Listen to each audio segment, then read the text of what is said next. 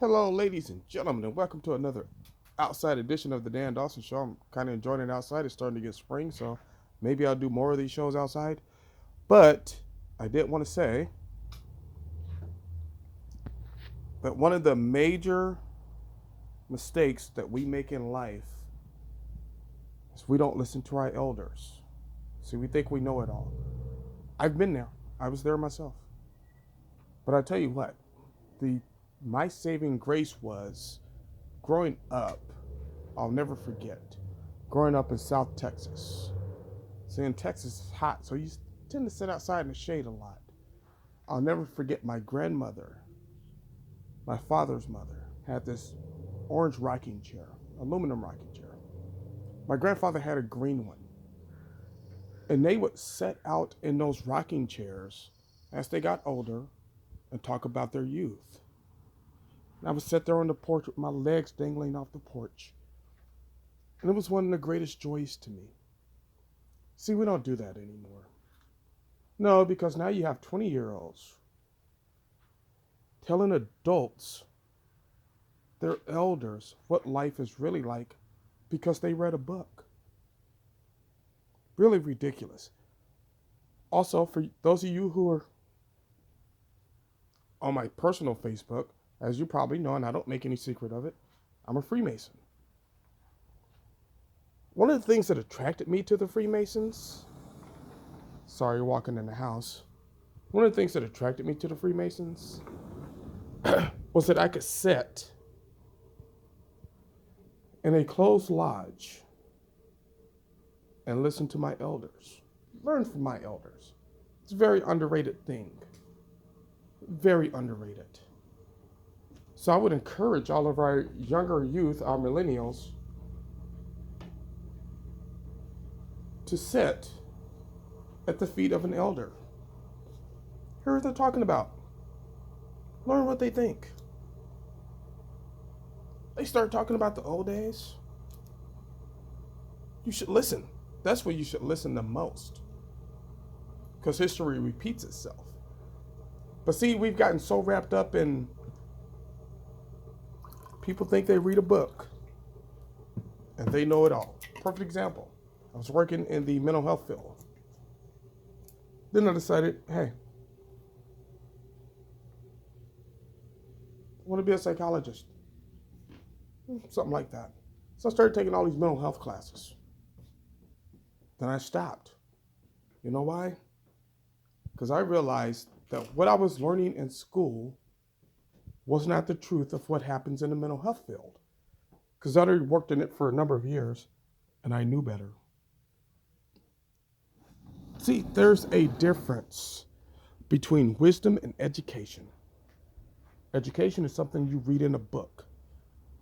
Wisdom is something you learn and see for yourself. And there's wisdom to be gained from every individual, no matter their status in life. Think about it. My grandfather hunted for a living. Hunted.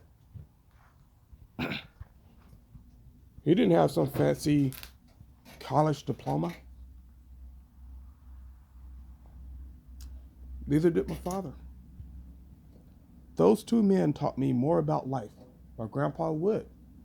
That's my mother's stepfather. But I called him Grandpa Wood because, for all intents and purposes, he was my grandpa. You couldn't tell the difference between his own born and his stepkids. You could not tell the difference, and I would challenge anyone to tell me the difference. But those men, my grandpa Allen, didn't have a college degree. Very successful man. My favorite uncle, my Uncle Leroy, my great uncle. It's my mother's uncle, actually. Still alive to this day. I think I told y'all the funny cancer story about him. But from those men, I would listen. And I would gather wisdom.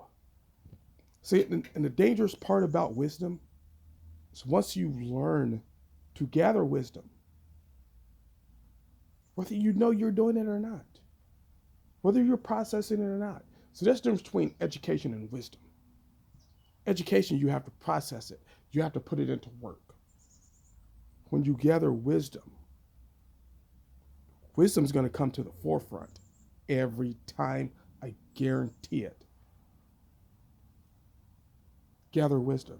See, that used to be the thing about the black barber shops, right? That a lot of people won't speak about. Because it wasn't some young kids going in with their damn Nikes and blah, blah, blah, blah. It was old men in the barber shops. See, it was old men doing the haircutting. Watch the first barber shop. And they weren't talking about frivolous things. They were speaking wisdom in their words. In the black community, because of a lack of black fathers, sponsored by the liberal government, has lost that wisdom. Because the black fathers aren't around to pass on that wisdom. Had a conversation with the girlfriend earlier today. And I told her, single women cannot raise boys because they don't have the experience or wisdom of a man. And she started to say something, but then she realized, and we talked about it. I raised a daughter as a man by myself. And my daughter now is probably the most feminine person you'll ever meet. And my girlfriend said that. She goes, she is more feminine than I am. It's like, yes. That's because she rebelled and went to her nature. But truth is, I could pop the hood on my Mustang in the garage right now, call my daughter over, and she could change any part in that Mustang. My daughter can outshoot 85% of the men out there. My daughter can outfight most people because I raised her from my perspective. Also, that's also another note, men. Hopefully you get lucky like me and your daughter hits some point and the mother's sisters or whatever step in and bring her back to the feminine side. I'm very happy for that. But it is a pleasure to me knowing she has those skills. Knowing she has those skills. My daughter has a flat tire. She doesn't call daddy. She changes it. In her nails and her hair and her whatever spa makeup stuff. But it's wisdom. You sit down and you learn that wisdom. And the only way to get wisdom, you can't get wisdom through a book, see? You have to get wisdom sitting at the feet of people who have lived history. Not from some professor or from some teacher who read it in a book written by some guy who read about it in a book written by another guy. It's like I said about combat.